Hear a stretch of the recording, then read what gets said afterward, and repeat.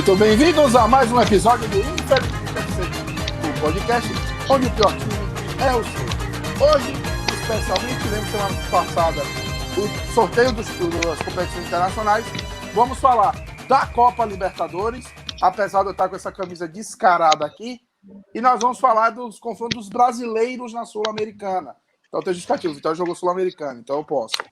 Então vamos lá, vamos começar. Primeiro confronto da Libertadores, antes de mais nada, nosso querido editor paraibano vai colocar aqui na tela os confrontos, mas o primeiro confronto é Guarani e Grêmio. E para começar, todo mundo vai falar dos confrontos, eu quero a palavra da pessoa que mais entende de Grêmio aqui na bancada, Guilherme Colomé. Muito boa noite, boa tarde, bom dia para quem é de bom dia, boa noite para quem é de boa noite. E o meu mais sincero, vá tomar no cu ao Thiago por essa afirmação. Ao contrário de alguns gremistas, alguns colorados, digo, eu não fico secando rival. Mas esse sorteio, no início eu estava achando que o Grêmio foi muito beneficiado. Achei que o Grêmio ia se dar muito bem só porque pegou um time de pouca tradição, que é o Guarani. Mas fui obrigado a rever meu posicionamento. O Guarani é o único clube, se eu não me engano, que veio lá da primeira fase. Os outros clubes que passaram foi o Universitário do Peru, Barcelona do Equador, e o Guarani começou muito bem, tocou 5-0 no São José de Oruro, na Bolívia, tranquilo. Seu próximo confronto pesado, passou do Corinthians, 1-0 fora, 2-1, perdeu 2-1 em casa, mas com o qualificado passou. Terceiro estágio, passou do Palestino também, 2 vitórias, por 2-1 e por 1-0. 1-0 foi o primeiro jogo.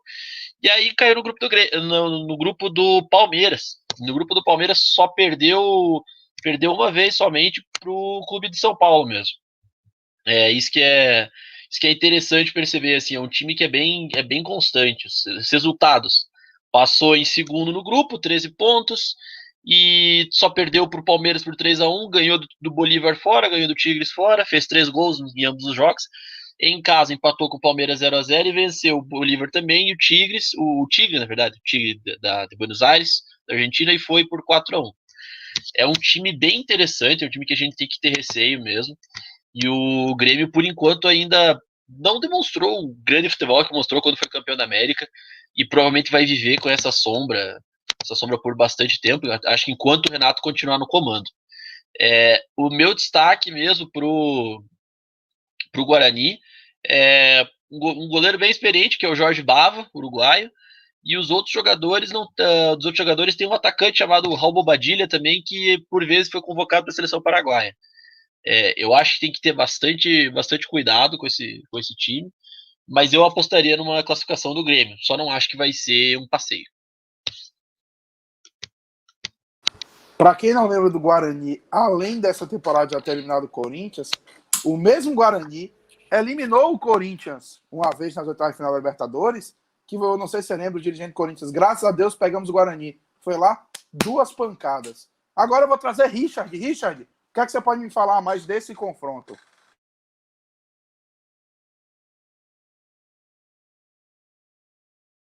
Boa noite, primeiramente. Boa noite, boa tarde, bom dia. Buenos dias, buenas tardes. Se você está falando de outro país, enfim. Vamos lá. Falando desse Guarani, né? Eu concordo, eu ratifico o que o Colomé falou. Eu não acho que seja que o Grêmio não pegou baba esse ano.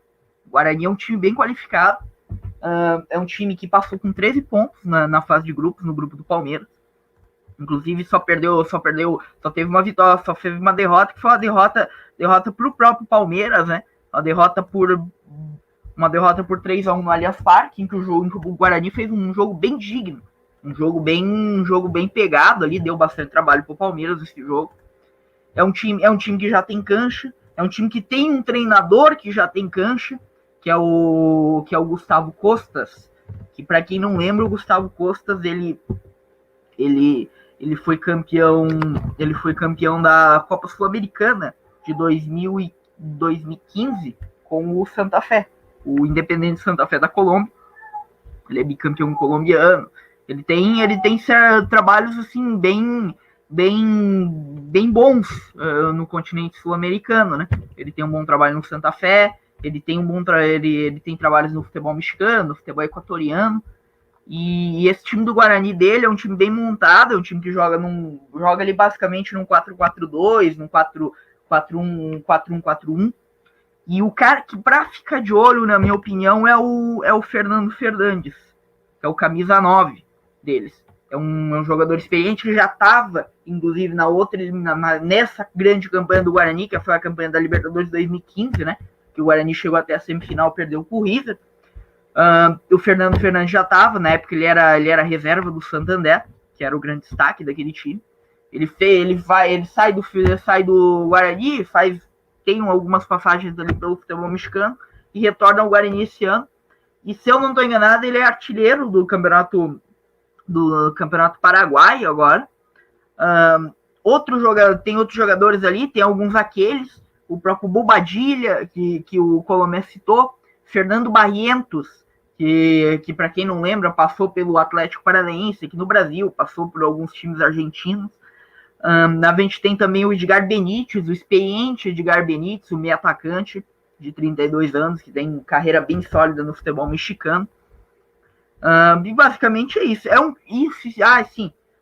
Esqueci, a grande contratação deles nessa janela pós-Covid, ali nessa parada, que foi o Cecílio Domingues. Aquele Cecílio Domingues, que tem passagem pelo América do México, estava no Independente da Argentina, não foi tão bem no Independente, e volta pro paraguaio para jogar no Guarani.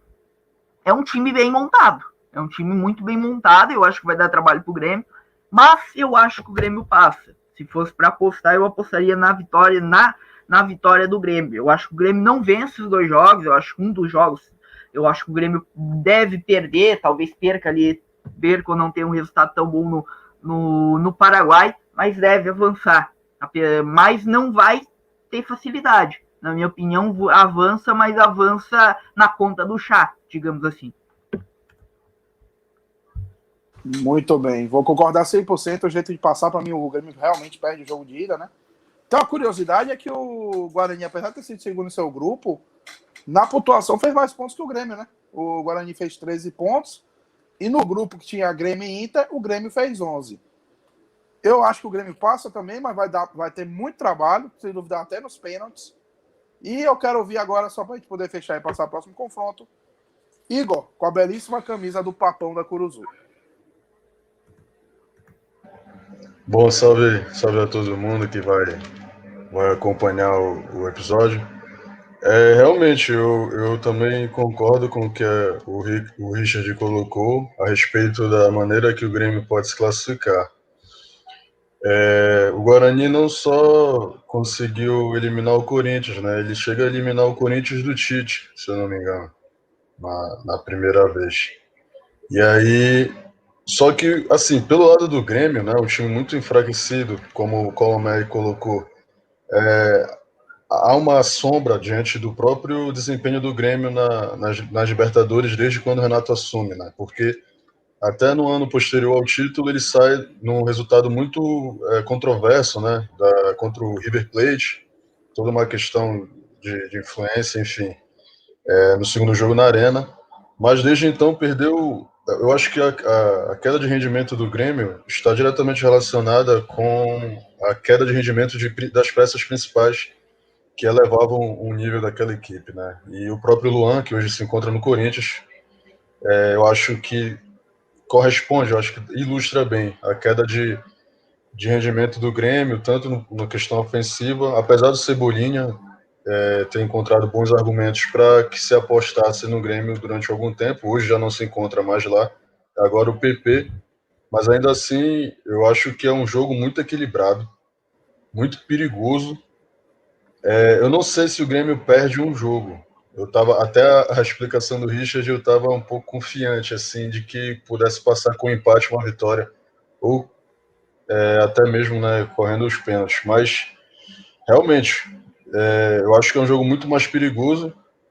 Mas o que para mim segura o Grêmio é aquilo que o Renato conseguiu dar ao clube desde o seu retorno, que se chama hierarquia. Eu acho que é um fator que conta muito em noites de Copa Libertadores. Alguns times, por exemplo, talvez um dos Corinthians que o Guarani eliminou, estivesse melhor que o próprio Grêmio atualmente, mas às vezes falta esse aspecto do jogo que não é visto, né? É mais uma espécie de metajogo, aquilo que a gente já conversou várias vezes, e que eu acho que o Grêmio com o Renato tem de sobra. Talvez isso pese, mas se o Grêmio, eu não sei se vai ocorrer, e o Grêmio não pode se apoiar apenas numa tradição, não acho que vai acontecer, porque não é assim que se manifesta com bola e o resultado se faz dentro de jogo. Então vamos lá. Seguindo, segundo confronto, outro com o time brasileiro. Esse eu vou fazer a pergunta um pouquinho diferente, já vou direto para Richard Baluta. Richard, qual o peso da altitude nesse confronto LDU e Santos? Enorme. Na minha opinião, enorme. Eu sempre falo, eu como torcedor santista, tinha um time só que eu não queria pegar. Dois, na verdade. Que eu tava torcendo para que o Santos não pegasse nesse chaveamento. Que era o Inter, por obviamente ser um time brasileiro, ser um time bem montado pelo Cudê e tudo mais, e a LDU. Caiu a LDU. E a LDU, cara, eu acho que o Santos entra com esse confronto com eu diria até que eu não digo que o Santos não é que a LDU é favorita a passar do Santos, mas eu diria que é o confronto mais equilibrado entre os times brasileiros e que penda maior para o rival, pela questão do seguinte: o jogo de ida é no Equador. O jogo de ida é no Equador, onde a LDU venceu por 3-0 do River, meteu 3-0 no River Plate do Marcelo Gallardo, fez 4-2 no São Paulo, com uma imensa facilidade. A gente lembra como foi o primeiro tempo desastroso do São Paulo e toda como o LDU soube explorar essas dificuldades do time do Fernando Diniz. E 4-0 no Binacional, que não conta tanto, né? O Binacional só teve uma vitória ali na primeira fase, era um time bem ruim mesmo. Mas assim, o fator altitude pesa bastante. E mais do que isso, fora o fator altitude, a LDU é um time bem montado. O treinador da LDU, para quem conhece o futebol sul-americano, já deve ter ouvido falar no nome desse cara, Pablo Repeto, que é o treinador que levou o Independente Del Valle à final da Libertadores de 2016. Era ele o treinador. E ele depois ele saiu pro Del Valle, ele foi para a LDU, ele já está 3 anos na LDU. Ele conquistou um campeonato equatoriano, tinha ido até as quartas de final na temporada passada da Libertadores, perdeu só pro Boca. E de novo faz uma boa campanha com essa LDU. Essa LDU que perdeu peças na pandemia, vai perder o Júnior Sornosa até enfrentar o Santos, se eu não estou enganado. O contrato do Sornosa acaba no final desse mês. Perdeu o Antônio Valência, mas mesmo assim ainda manteve a maioria dos seus destaques. E o principal destaque é o centroavante, que quem é torcedor do Flamengo vai lembrar dele, Christian Borja, equatoriano, 32 anos, atacante experiente, que vive uma fase goleadora esse ano, em 14 partidas tem 12 gols pelo campeonato equatoriano, e é o principal nome desse ataque da LDU, junto com o Johan Júlio, que é um jogador de 22 anos, revelação da própria LDU. E assim, o confronto passa na minha opinião, como torcedor, analisando isso, o confronto passa como o Santos vai se portar na altitude. Vai se portar em Quito, vai se portando jogando com a LDU no Equador. Se o Cuca não souber montar uma equipe para que trave a LDU em Quito, vai ser muito difícil classificar na Vila. Se a LDU faz 2, chega a fazer 3-0, como fez no River Plate, é um resultado praticamente irreversível. Eu acho que esse confronto, principalmente, passa pelo jogo do Equador. Passa essencialmente pelo jogo do Equador. Pelo que o Santos vai conseguir fazer no jogo do Equador. Muito bem. Então, Igor, o que é que você pode nos apresentar agora? O que é que você também... Richard depois vai dar o veredito final dele de quem passa, mas eu quero ouvir de você o que é que você acha desse confronto entre a LDU, mais altitude, né, já que vai ser o primeiro jogo, e o Unidos do Marinho. Esse que é essencial, né, naquilo que vai ser a vida do Santos nesse confronto. E o Richard trouxe os números, né, são 11 gols marcados e 3 sofridos, né, se eu não me engano, pela LDU em Quito. Isso aí assusta, né, um pouco, principalmente pro Santos, que é um time que pega gol quase todo jogo, né? E eu acho que assim, a estratégia vai ser a linha baixa, mas contar com uma boa associação de movimentação no ataque do Marinho, Soteldo, enfim. E o Santos vai precisar defender muito bem a zaga, principalmente em bola aérea. Algo que acho que o Richard pode até comentar mais profundamente. O Santos sofre um pouquinho, né, com bola aérea para afastar. Eu acho que é isso. É um jogo assim. Times melhores já sofreram na altitude, e a altitude realmente é um fator que pode ser preponderante, mas eu aposto, assim, para dar um palpite, eu aposto que o Santos passa e acho que na Vila Belmiro, dependendo do comportamento que o Santos tiver, pode decidir. Eu não sei se na altitude dá para vencer, né? Seria assim um ótimo resultado. Mas a gente está falando do Santos também, e do Santos, e eu acho que o Cuca ele é um bom treinador quando tem se mostrado um bom treinador quando não se espera muito, assim. Ele consegue usar bem as características que ele tem e não fugindo muito do feijão com arroz. De algumas partidas que eu assisti do Santos, o lado esquerdo talvez me pareça um pouco que precisa um pouco mais de atenção ali na defesa, com lateral, enfim, uma cobertura maior dos volantes. Mas eu acredito que o Santos consiga passar, mesmo sendo, para mim, o segundo confronto mais difícil dos clubes brasileiros, né? Muito bem. E para fechar, então, Guilherme Colomé, o que é que você pode falar? Eu já vou adiantar meu lado. Eu acho que o Santos toma uma cacetada no primeiro jogo, ganha o segundo, mas não vai ser o suficiente. E se eu perder, Richard vai jogar minha cara. Na verdade, o meu comentário ele vai um pouco mais positivo na direção do Santos, porque apesar do time do Santos ser bem limitado, né, a gente assistiu o jogo junto, o último jogo contra o Fluminense, eu acho que vai ser um time que vai dar alguma dificuldade lá na altitude para a LDU, e acho que pode perder de 1-0. Não acho que vai tomar uma cacetada lá. Eu acho que a chance de perder é muito grande, mas pode perder 2-1, 1-0. É um time que não demonstra muitas virtudes. Daí dentro da Vila Belmiro vai tentar propor o seu jogo, e aí vai ficar muito realmente condizente com o que foi no primeiro jogo. Como eu acho que no primeiro jogo vai ser 1-0, eu acho que ainda vai buscar com algum tipo de autoridade a classificação no segundo tempo, no segundo jogo, na segunda partida. E eu acho que vai passar o Santos. Não sem dificuldades, longe disso, com muitas dificuldades. Mas eu acho que o Santos vai passar. Richard, só pra gente fechar, qual é a sua aposta? E aí eu sigo pro próximo jogo. Vou fazer uma aposta 2-1. Como torcedor, obviamente que eu tô torcendo pro Santos, eu quero que o Santos passe. Como analista, e acho que esse é o meu papel, se eu tivesse que apostar dinheiro, eu apostaria que a LDU avança nesse confronto. Por quê? Eu não acho que o Cuca vai saber montar esse time no Equador.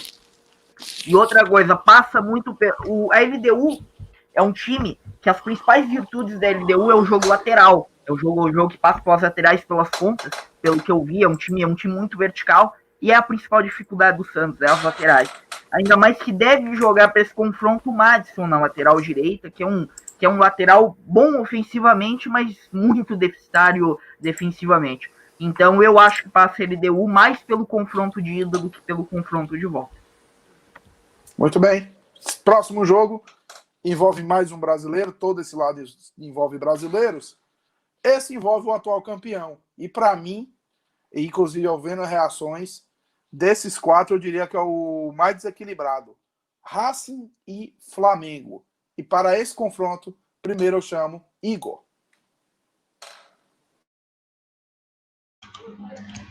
Né? Esse é o mais desequilibrado a favor, né, do Brasil, porque tem um que é mais desequilibrado contra.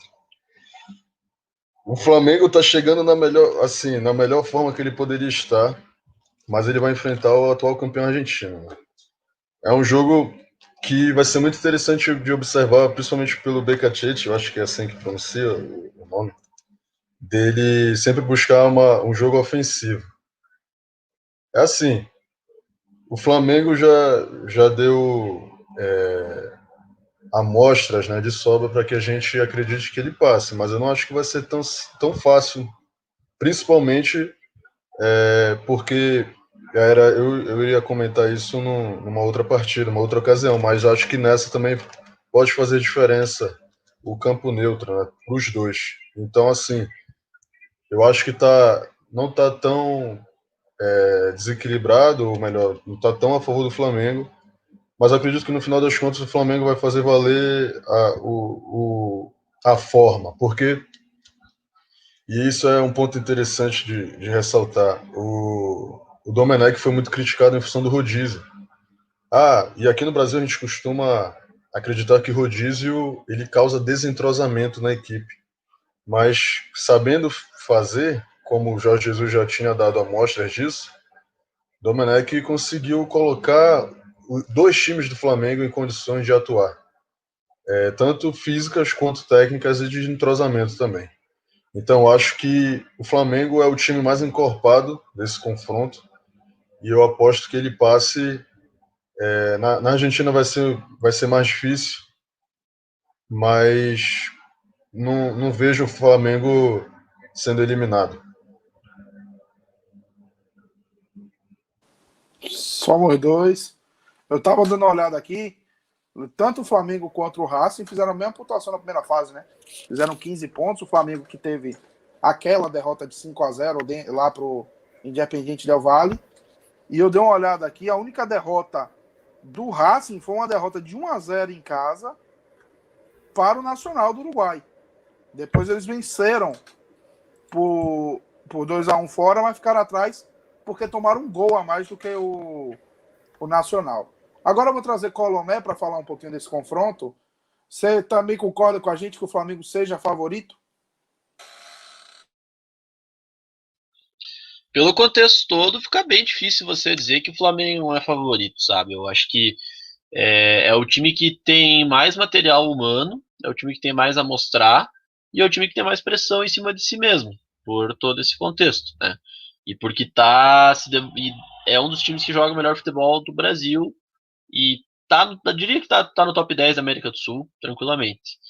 O que pode contar contra, que pode depor contra o Flamengo, é que esse último jogo, por exemplo, contra o Inter, a defesa cometeu erros quando forçada, quando pressionada. Se isso servir de algum gatilho para o pessoal lá de Avejaneda montar uma estratégia interessante de jogo, pode fazer algum tipo de diferença no confronto. Eu realmente não sei como o Racing joga.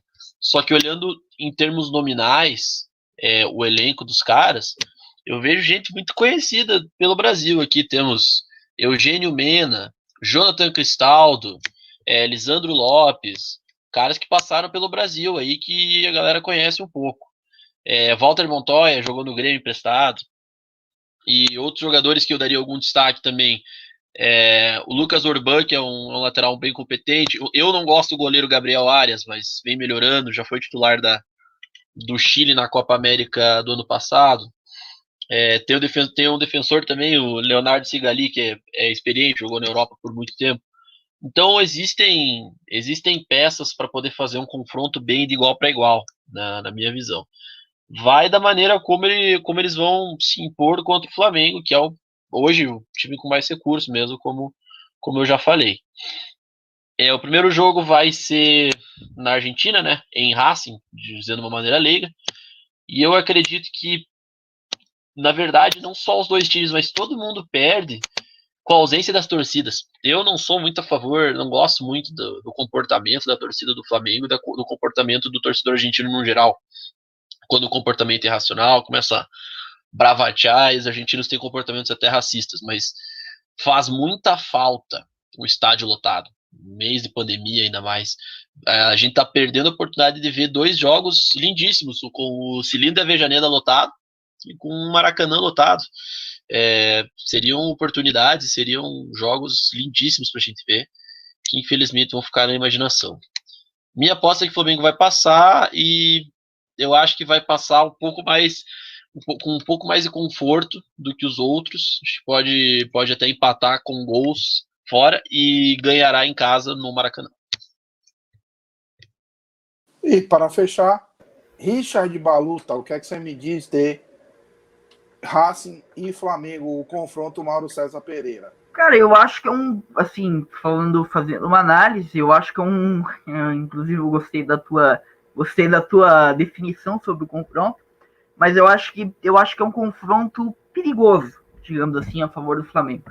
Primeiro porque o Racing, pelos jogos que eu vi do Racing, e vai ao encontro do que o Colomé analisou, o BKCS, né, é da escola bielcista, que é a mesma escola do Kudê, a mesma escola do Sampaoli, que é a escola de times que jogam sob pressão, marcam à frente das linhas, né? E é dessa forma que o Racing vem jogando. O Racing joga, por exemplo, no 4-3-3, com o trio de ataque com o Fertoli, o Reniero e o Walter Montoya. E esse trio de ataque é um trio de ataque bem perigoso, bem interessante. O Fertoli que é um ponto, quase um segundo atacante, tem uma passagem pelo News Old Boys, veio de lá, inclusive, vindo para jogar no Racing. O Reniero também, para quem acompanha futebol argentino, ele passou pelo São Lourenço recentemente. E é um time interessante, é um time que e aí é aí que vai o confronto. É um time que joga melhor fora do que dentro de casa. Tu pega, por exemplo, os jogos do Racing na Libertadores, e até o principal jogo, digamos assim, porque o grupo do Racing era um grupo muito fraco, né, com Estudiantes de Mérida e Alianza Lima, fora o Nacional do Uruguai. Os confrontos contra o Nacional do Uruguai, o Racing vence no Uruguai e perde em casa. E isso é muito interessante de observar. E fora os outros confrontos, o Racing teve muito mais dificuldade para se impor em casa do que para fazer o resultado fora de casa. E assim, se fosse para apostar, provavelmente eu vou apostar no Flamengo. Mas não é um jogo que seja um jogo tão desequilibrado como acho que todo mundo está tratando. Eu acho que seja um jogo em que o Flamengo é amplamente favorito. Eu acho que o Flamengo passa, mas passa com dificuldades. Confronto 4, o último desse lado da chave. Eu já vou pedir para Colomé se deixar à disposição, porque agora envolve o clube dele, o Esporte Clube Internacional, que vai enfrentar o Clube Atlético Boca Juniors. Esse que é o confronto por nomes mais pesados, né, desse lado da chave. 2 campeões Libertadores, o Boca, que é o segundo maior, o Inter, que foi bicampeão há não tem muito tempo, são 10 anos, mas para futebol não é tanto tempo assim, apesar de algumas coisas que eles passaram. E assim, eu vi de argentinos foi muito respeito e muitos não querendo pegar o time de Kudê. Então, para começar, Guilherme Colomé. Vai ser provavelmente um dos confrontos mais pesados, acho que da história recente do Inter, inclusive. Qualquer colorado que tiver medo do confronto está sendo bem sensato. E ver os comentários dos torcedores argentinos para esse confronto, assim, depois que foi sorteado, mostra quanto eles nos respeitam, quanto o efeito Eduardo Cudê e Andrés Alessandro tem algum sentido naqueles lados lá. O Inter com vários desfalques. É incrível como se acometeu algum tipo de maldição no Beira-Rio. Todo jogador, quando lesiona, ligamento cruzado. O último que lesionou foi o Bosquilha, vai perder o resto da temporada.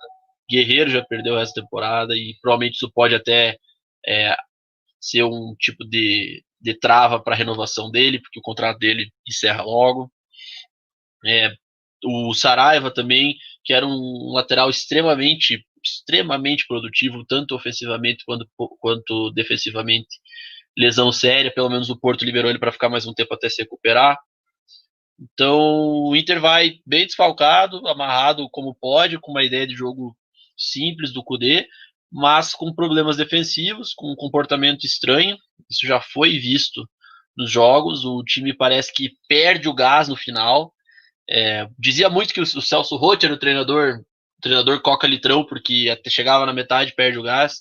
O Inter podemos dizer que é o Coca 600, porque chega perto, passou da metade, chegou só aquele restinho lá, perdeu o gás. E tomamos muitos gols nos últimos lances, assim, ali nos 10 minutos finais do jogo. Boca estelado, muita gente sendo convocada, Eduardo Salvio, Esteban Andrada, os dois convocados para a seleção argentina. Muita gente com bastante qualidade jogando por ali, e é coisa muito complicada. Pelo menos, estaremos jogando sem torcida e o primeiro jogo no Brasil. Então, depende tudo desse primeiro jogo. Se o Inter tomar gol em casa, o confronto continua aberto, mas pendendo ao Boca. Se o Inter vencer por 2-0, 3-0, dá um susto nos caras. E qualquer outro resultado é a lógica, pois o Boca é favorito. Não diria que é franco favorito, mas é favorito. E o Internacional vem correndo pelas beiradas e de franco atirador. Eu queria só destacar que, do mesmo jeito, se nós vamos perder belos confrontos, belas torcidas no Racing e Flamengo, vamos perder também um Beira-Rio lotado, ainda que eu prefiro o Beira-Rio antigo. E a Bombonera, que é sempre sensacional, lotada ou vazia, seria provavelmente um dos jogos mais vendáveis assim, para o exterior, porque é uma torcida que chama muita atenção e é uma torcida que faz diferença no jogo. Se não é chamada lá doce à toa. Meu palpite é uma vitória internacional no Beira-Rio, mas o confronto todo, né, no saldo de gols e tudo vai dar Boca. Na Bombonera eles serão mais impositivos. Richard Baluta, sua opinião. Cara, eu discordo um pouco do que o Conomé falou quanto à qualidade desse time do Boca Juniors. Eu não acho que seja um time que tenha tanta qualidade assim. Inclusive é um time que, no papel, seja um dos times do Boca mais fracos dos últimos 5 anos. O Boca que passou por uma certa crise institucional da temporada passada para essa temporada. É um time que se reforçou, mas se reforçou com jogadores baratos em fim de contrato. Como, por exemplo, o Cardona, o Edwin Cardona, meio atacante colombiano, e que trouxe um velho conhecido do torcedor do Boca Juniors, né, para treinar esse time, que foi o Miguel Ángel Russo, que foi inclusive o treinador que conduziu o Boca sua última Libertadores lá em 2007.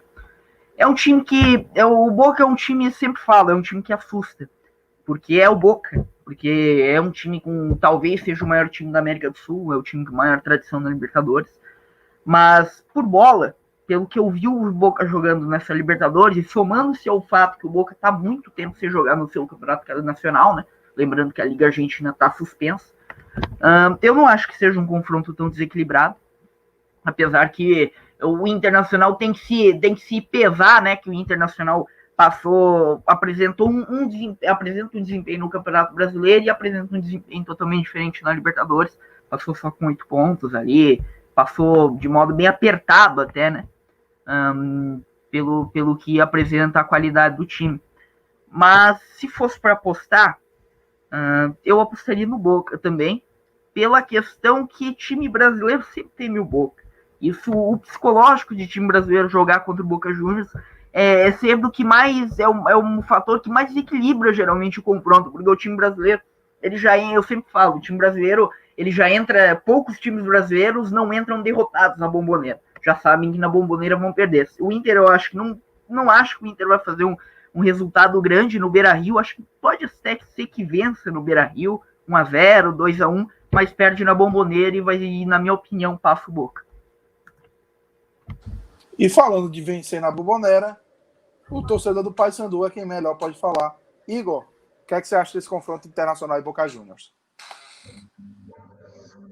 Pô, um baita confronto, né? Pro Inter, a favor, tem Eduardo Cudê e D'Alessandro, que, se eu não me engano, de 9 jogos contra o Boca, perdeu apenas 2. E Kudê que conhece muito bem o Boca, né? E talvez essa seja a ressalva que os argentinos estejam fazendo no momento. Eu acho que as coisas se equilibrariam mais se alguns jogadores, como o Colomé citou, estivessem aptos a jogar. Eu vejo um ligeiro favoritismo ao Boca por toda a hierarquia que eles costumam exercer, eles fazem valer realmente sobre times brasileiros. Mas eu não vou bem apostar, vou torcer para que o Inter passe. No entanto, esse é o tipo de jogo que o Thiago Galhardo precisaria brilhar, despontar, né? É o típico de jogo que talvez ele carimbe uma certa admiração da torcida colorada, não digo ídolo, mas que faz com que certos nomes se eternizem, né? Coisa que o Inter precisou durante a fase de grupos, principalmente fora de casa, e não teve retorno. A campanha fora de casa do Inter foi muito claudicante e passou por mais assim, sufoco do que precisaria e do que o desempenho no Brasileirão recomendaria que fosse. Bom, meu palpite, eu torço para que eu acho que o Inter pode passar. Não é bem um palpite assim, é mais uma torcida, né? Porque seria muito interessante que o Inter pudesse avançar de fase, né, diante de um Boca, e eu acho que assim, por mais que seja o Boca Juniors, a questão do ritmo de jogo pesa. E eu vi São Paulo, River e São Paulo em Buenos Aires, e o River não sobrou tanto assim em cima do São Paulo, apesar de ter vencido o jogo. Então acho que o Kudê tem totais condições, né, de reunir o melhor tipo de jogo. Eu acho que sabendo negociar bem, e na Libertadores isso é foda, tu tens que saber negociar, tu és obrigado a negociar bem mais o teu estilo de jogo, tem como sair classificado. E esse é o meu palpite para esse jogo, mais uma torcida, na verdade, ao Inter. Então, 3 apostas no Boca, apesar da torcida de todo mundo ao Inter. Vou entrar no bolo também, mas não acho que o Boca vai ter vida fácil, longe disso. Vai ter algum trabalho para classificar. Agora, primeiro confronto sem brasileiros. Eu peço primeiro para que Richard fale entre Nacional do Uruguai e o atual campeão da Copa Sul-Americana, Independiente Del Valle. Cara, primeiro que eu acho que esse confronto o confronto fora dos times mais underground, digamos assim, né, os times mais na crista da onda, esse Nacional Independente Del Valle vai ser um confronto tático muito interessante para quem curte analisar o jogo de modo tático, porque são dois times muito bem montados nesse sentido. O Nacional do Gustavo Munna, que foge à estipe do seu co-irmão, o Peñarol, que é um time muito velho, é um time com muitos jogadores acima dos 30 anos. Esse Nacional é um time muito jovem, um time que é um time muito jovem, é um time que tem vários destaques ali de renovação do futebol uruguaio, né? Por exemplo, tem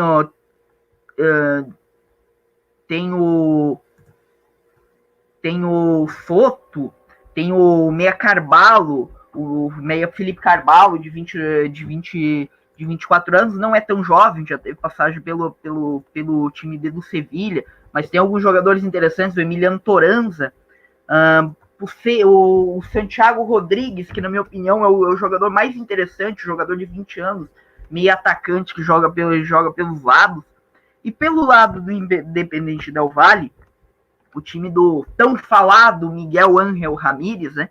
É um time que eu acho que é chover no molhado falar do Independente Del Valle, né? Acho que todo mundo sabe como o Independente Del Valle joga, um time que joga muito explorando o jogo de contra-ataque, é um time que explora muito as pontas, é um time muito rápido, que tem laterais que são quase pontas, um time que ataca quase com 5, no campo ofensivo, né? Que tem Preciado, Guerreiro, Murilho, o Gabriel Torres, que é o centroavante panamenho, o Faravelli, o meia argentino, um time que joga num 4-1-4-1, varia ali para um 4-2-3-1, esse time do Miguel Ángel Ramírez.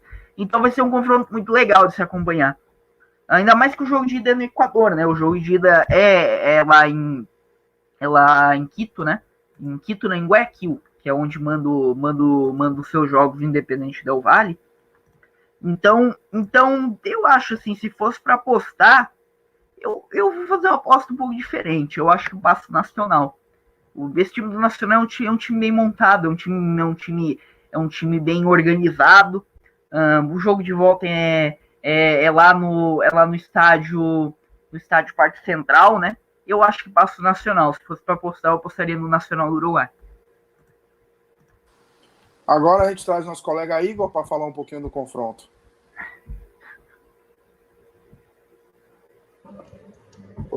Eu acho um confronto super equilibrado também. O Del Valle já mostrou que tem muita qualidade, principalmente sobre a vitória em cima do Flamengo. Mas é complicado, né?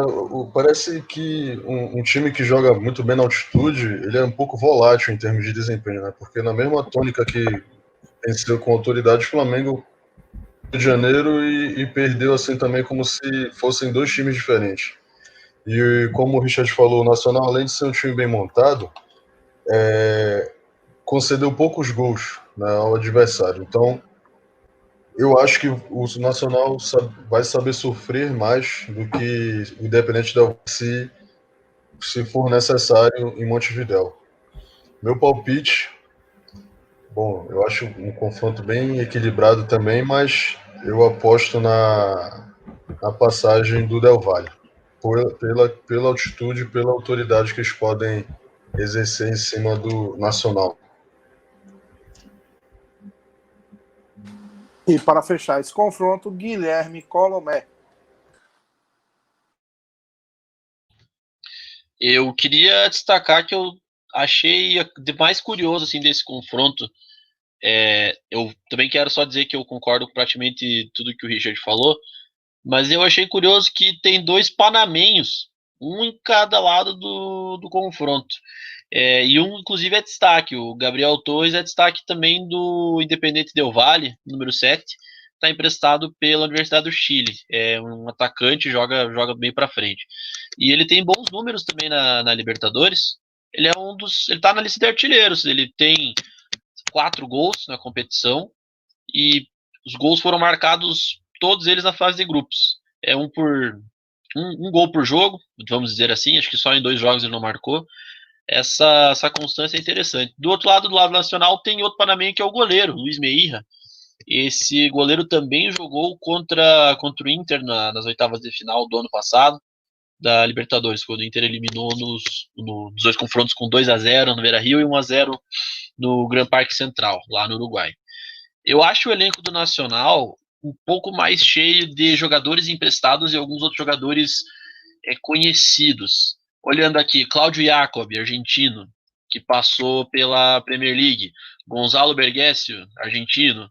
O atacante uruguaio, Rodrigo Amaral. O próprio Luiz Meirra também não é nenhum jogador muito, muito novo. Tem o Felipe Gedós, ex-Atlético Paranaense, foi para a Bélgica, jogou também no Defensor, próprio Uruguai. Tem um zagueiro Vinícius, que é brasileiro, naturalizado húngaro. E olhando assim até para os emprestados, Orihuela, Renzo Orihuela, um jogador novo do Montevideo Torque, projeto do Manchester City. Agostinho Oliveiros vindo de um time menor ainda, o Racing de Montevideo. Empréstimo do Sevilha, Felipe Carvalho, um meia. Olhando para tem mais um Matias Soares também, que é homônimo, mas não aquele, vindo do Montpellier. Olhando para esse elenco, eu vejo um elenco tentando se reformular, que tem muito jogador de mais idade, mas que logo vai acabar saindo para fazer essa transição. Eu apostaria no Independente Del Valle, porque aquele 5-0 para cima do Flamengo me deixou muito surpreso. Acho que o time acertou uma maneira de jogar e acho que vai querer investir nesse mesmo tipo de jogo. E eu não vi o Nacional jogar nessa Libertadores, vi só o Independente, mas acredito que vai ser Acredito que vai ser brigado, mas o Independente vai passar. Primeiro, sobre o Felipe Diodóis, eu tenho que falar isso aqui. De ser cornetado na Série B para jogar com os oitavos de final da Libertadores. Somente isso. E segundo, eu vou com você, Coronel. Eu também acho que o Independente Del Valle vai passar. Até porque aquele 5x0 marcou, né? Pesa. Eu acho que eles vão fazer o resultado do primeiro jogo. E por mais que tenha trabalho no jogo de volta, pode perder o jogo de volta, inclusive, eu não sei. Eu acho que eles conseguem fazer uma boa vantagem no jogo de ida.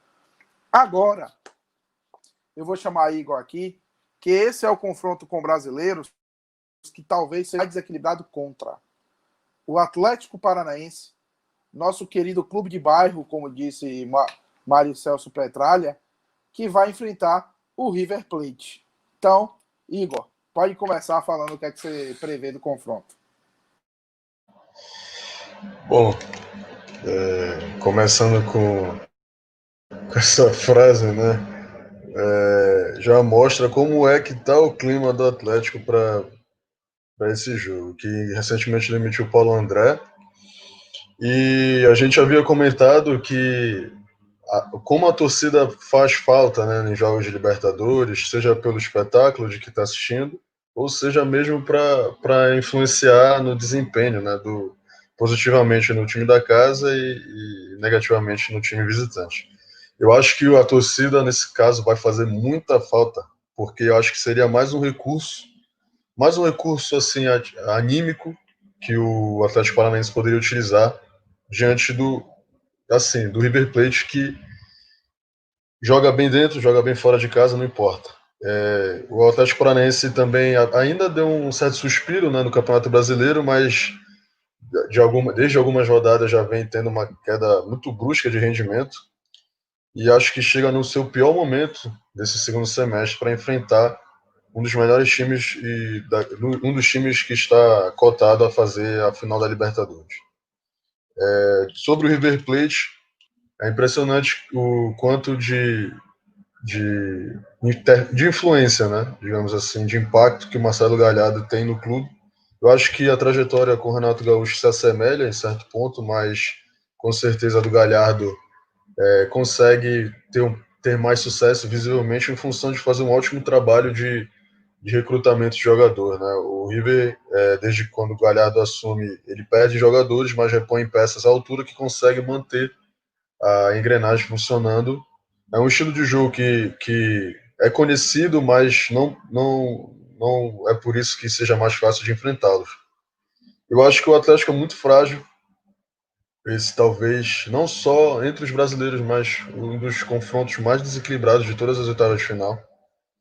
E para mim, né, diante disso tudo, o River se classifica com o Inter, né? O River se classifica, e eu acho que o River ganha tanto na Arena quanto em Buenos Aires. Concordo 100% com tudo. E vamos trazer aqui uma pessoa apaixonada pelo Atlético Paranaense. Uma pessoa que gosta muito, que nunca odiou a torcida. Guilherme Colomé.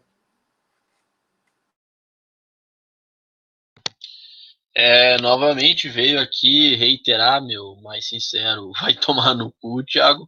Por favor, eu tô começando a ficar careca já com essas referências.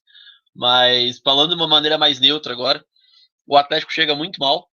Contratou o Paulo Autor agora para ser o manager, não é nem só o treinador, é um manager. Mandou embora o treinador interino antigo, que era o Eduardo Barros, e vai tentar montar as coisas enquanto elas estão acontecendo, ou, usando as palavras do Argel, trocar o pneu com o carro andando. Tem um elenco legal em termos de nome, é um elenco para não estar onde está, né? Eu digo no Campeonato Brasileiro, porque está brigando para não cair. Se não me engano, está ocupando alguns lugares da zona de rebaixamento. E vai pegar o time mais forte do continente, o time modelo. É o River do Marcelo Gallardo, todo mundo olha diferente, todo mundo respira, todo mundo se assusta. Guardadas as proporções, é como chegar e pegar o Boca de Riquelme, Martim Palermo e Rodrigo Palácio. Você assusta, você treme. Você sabe que você vai ter coisa pesada vindo pela frente. E tem que ter muito, muito receio com isso. Os meus destaques do River mesmo são um goleiro absurdo, que é o Franco Armani, mas essa temporada tem sido mediano. Matias Soares, que jogou pelo Belgrano, já foi especulado no grande rival do Atlético, mas acabou não indo. Nicolas de la Cruz, um uruguaio muito bom. Acho que tem que ter bastante cuidado com esse tipo de jogador. Também acho interessante ressaltar Gonzalo Montiel, um bom defensor. Nátio Fernandes, Lucas Prato, que pode ser o que for, mas continua sendo um atacante matador. Tem também ainda outros capitães assim no elenco, gente brava mesmo. Leonardo Ponzio, Enzo Pérez, Javier Pinola, são caras que você vai ter bastante problema enquanto você estiver jogando. Ainda tem o atacante colombiano Rafael Santos Borré, passagem pelo Atlético de Madrid, mas com vários empréstimos. E eu também daria o último destaque mesmo ao... Qual desses caras aqui que eu me perdi? Ah, legal, travou minha tela, que legal. Bem, olhando tudo isso aí, cara, fica um pouco difícil dizer que o Atlético vai passar. Não acho que perde os 2 jogos, mas acho que o River Plate ganhará na Argentina com alguma folga e na Arena pode até empatar, mas vai precisar de muito mais coisa o Atlético, talvez até no milagre, para passar de fase. Lembrando que o Atlético perdeu a liderança na última rodada, né? Quando perde para o Peñarol e o Jorge Wilstermann ganha. Então, o Jorge Wilstermann, que a gente vai comentar no próximo confronto, será um confronto muito mais fácil. Mas já que você está com a camisa do River, Richard, diga-nos o que é que você espera desse confronto. Sendo bem sincero, é um confronto extremamente desequilibrado e seria uma completa zebra o Atlético Paranaense avançar sobre esse River Plate. Eu acho que o River é amplamente favorito, é muito favorito. Vou entre todos os confrontos dessas oitavas de final, talvez até tão favorito quanto o Palmeiras contra o Delfim, e que a gente vai falar mais para frente.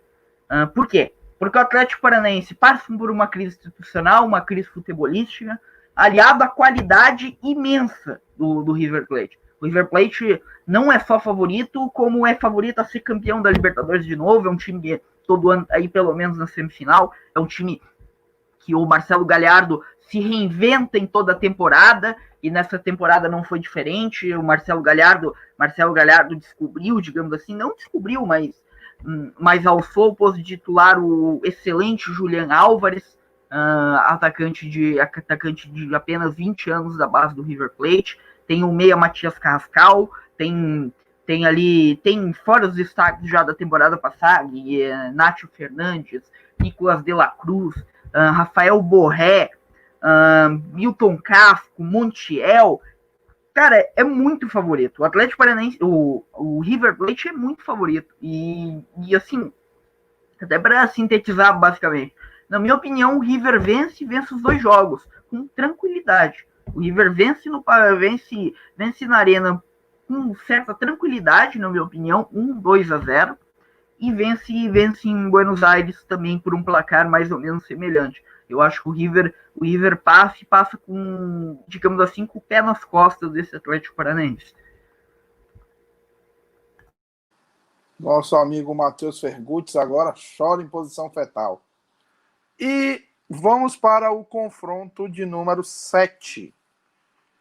Eu quero que Colomé nos fale sobre Libertad e Jorge Wilstermann, que foi o líder do grupo do Atlético, né? Já tem esse ponto. Por incrível que pareça, se você falar que o Jorge Wilstermann passou como líder, que Libertad passou em segundo no grupo do Santos, na Bacia das Almas, com empate na última rodada, bem, você tem que acreditar porque 2020 tá uma loucura, né?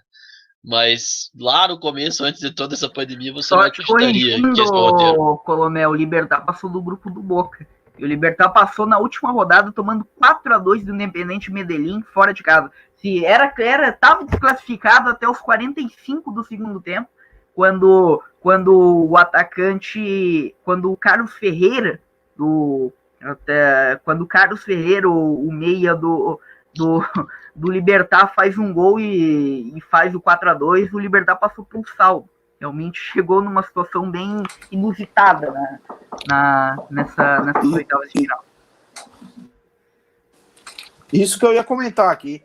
O Libertad passou com apenas 7 pontos. O Caracas, que perdeu do Boca na última rodada, também tinha 7 pontos. O Independiente Medellín ia para lugar nenhum.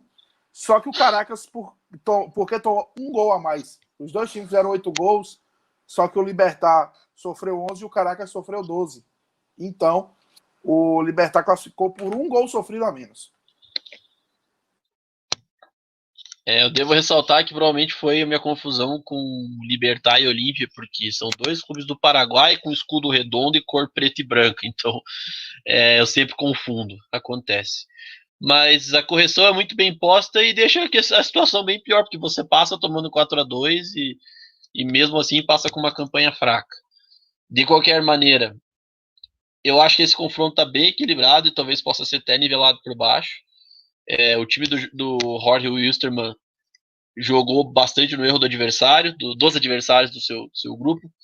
Teve uma campanha bem interessante, até mesmo sendo líder. 10 pontos e líder também pelo saldo no grupo do Atlético. Perdeu em casa para o próprio Atlético, mas venceu os confrontos restantes. 3-1 no Peñarol e 2-0 no Colo-Colo. Fora de casa, empatou com o Atlético, perdeu para o Peñarol, mas venceu o Colo-Colo lá no Chile. Então foi um grupo bastante chumbo trocado, né? Tanto que passaram os dois com 10 pontos. O Peñarol foi para a Sul-Americana com 9 e o Colo-Colo acabou fazendo 6 pontos, ainda acumulou 2 vitórias. Eu acho, cara, que sendo 2020 louco como está, nós poderemos ter uma classificação do Jorge Wilstermann. Eu acho que dá para dar uma betada nisso, mas dependendo do seu cash, dependendo do quanto dinheiro você tem. E eu não sei porque eu tô com o sentimento que o Jorge Wilstermann pode aprontar. Então sigamos, Richard Baluta, o que é que você tem a falar desse confronto? Primeiro que é o confronto mais desinteressante dessas oitavas de final da Libertadores, né? Aquele confronto que, se você vê na TV e estiver passando ao mesmo tempo um jogo da Série B envolvendo Cuiabá e Chapecoense, muito provavelmente você vai ficar em dúvida no que você vai assistir. Mas assim, falando bem sério, desse é o confronto dos aqueles. Pelo lado do Libertad, a gente tem Martin Silva, a gente tem Paulo da Silva, aquele Paulo da Silva, 41 anos tem o garoto, é titular, capitão desse Libertad. A gente tem Alexander Mejia, aquele volante que foi campeão pelo Atlético Nacional lá em 2015. A gente tem ainda Oscar Cardoso. A gente tem um monte de jogador conhecido nesse time do Libertad. E até o treinador é conhecido, Gustavo Morinigo. Gustavo Morinigo, para quem não lembra, foi o cara que levou o Nacional querido, o Nacional do Paraguai, ao vice-campeonato da Libertadores de 2014. É um time que passou na Bacia das Almas, é um time que, confesso que eu não gostei dos jogos que eu vi, eu não gostei nada desse time, é um time bem fraco tecnicamente, e que vai enfrentar o Jorge Wilstermann, que também não é aquela Coca-Cola toda, mas parece ser um time melhor. Pelo lado do Jorge Wilstermann, também é cheio de aqueles. A gente tem o Zenteno, o eterno boliviano, né, o Edwin Zenteno, titular da seleção boliviana, tem 35 anos. A gente tem Patito Rodrigues, alô torcida do Santos, Patito Rodrigues está lá e está bem nesse Jorge Wilstermann, é um dos destaques dessa Libertadores, inclusive, pelo Jorge Wilstermann. A gente tem Christian Chaves, a gente tem Pedriel, a gente tem o Vaca, né, que o time do futebol boliviano não pode faltar jogadores com o nome de Vaca. E assim, se fosse para apostar dinheiro, eu apostaria no Jorge Wilstermann. Por quê? Altitude, o time do Libertad não é bom.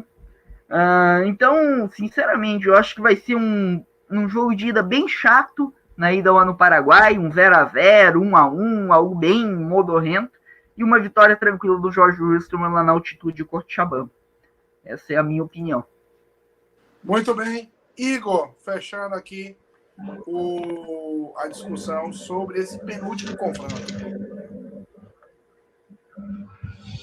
Eu sigo o que o Richard e o Colomé colocaram a respeito de quem vai classificar. Acho que o Jorge Wilstermann é até mais regular que o Libertad, e o Libertad gosta de sofrer muitos gols, né? Ele fez 2 gols, duas partidas no Campeonato Paraguai e sofreu já 2 gols. Não marca tantos gols assim, na Libertadores seu saldo foi pífio. Então acredito que o Jorge Wilstermann talvez tenha enfrentado adversários no seu grupo que sejam do quilates do Libertad. Por exemplo, o Colo-Colo. Não me refiro à tradição, mas sim a desempenho dentro de campo. E conseguiu uma vitória no Chile. Então acredito que pelo fator altitude e por conseguir reunir condições de se comportar bem no Paraguai, o Jorge Wilstermann vai classificar e vai ser o representante da Bolívia nas quartas dessa Libertadores. Muito bem. Uma informação aqui, final de jogo na Sul-Americana, porque é o contrário da Libertadores, que eu vou falar depois do confronto, quando são jogos, está rolando a segunda fase da Sul-Americana. O Audax italiano ganhou de virada do Bolívar em casa por 2-1. E o Sport Huancayo empatou com o Liverpool do Uruguai. Alô, torcida do Bahia, o seu algoz aí, ó, tá vivo ainda. Empataram em 1-1. Então, seguindo o último confronto, nós temos o Palmeiras, né, que ainda não foi falado.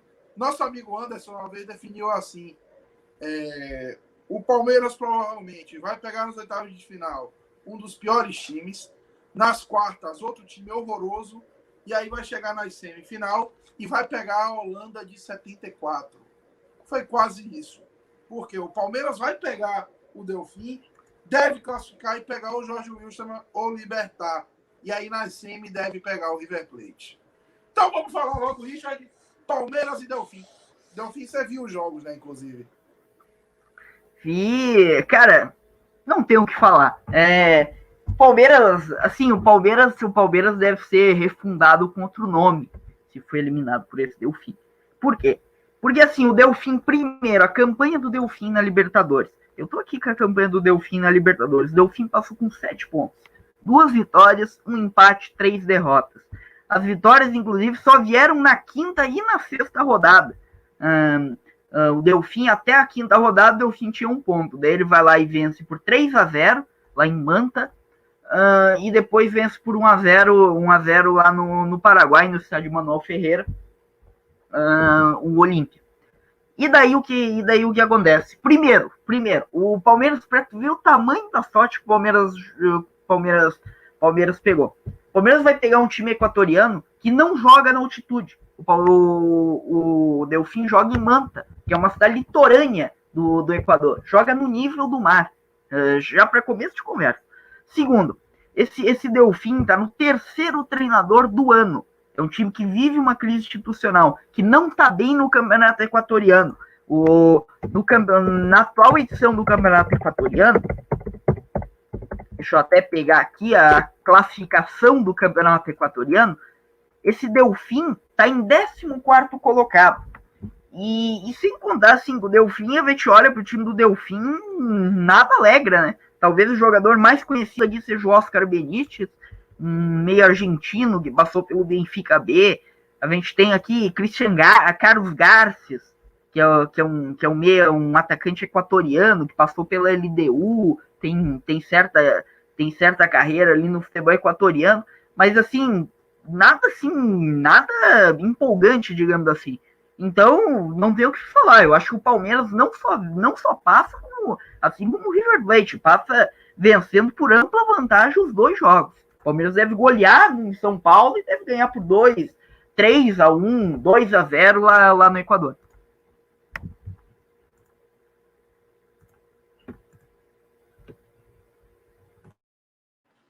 Igor, o que é que você pode me falar sobre esse confronto? Será que tem gol de Rony? O pai tá on, né?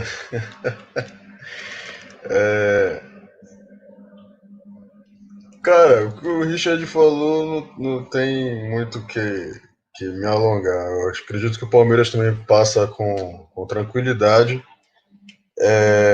Não sei, não aposto no Palmeiras como postulante ao título, mas ele teria por obrigação moral, né, de chegar até as semifinais. Mas se deixou chegar, por que não? O Palmeiras conseguiu arrumar um problema para si, mas esse problema acabou sendo uma solução que foi a saída do Luxemburgo pelo péssimo rendimento que o time vinha tendo e alguns resultados que prolongaram a vida útil dele no clube. O Palmeiras passa por um certo tipo de vexame ao não conseguir algum treinador de nível, né, para assumir o time agora. Pegou não do Ramires, do Del Valle, pegou não agora do Becatese, né? Não sei muito bem pronunciar, do Racing. Isso, como tudo no Palmeiras, se alguém tropeçar lá dentro, gera uma pressão enorme, absurda. Isso talvez seja o maior adversário do Palmeiras até as semifinais, seja o próprio Palmeiras, né, dessa segunda fase de mata Libertadores. Acho que ganha com facilidade de São Paulo. Na verdade, acho que ganha com facilidade do Delfim no jogo lá no Equador. É Colômbia ou Equador? Deixa eu só. Equador, Igor. Equador. E em São Paulo faz só um jogo protocolar e também classifica.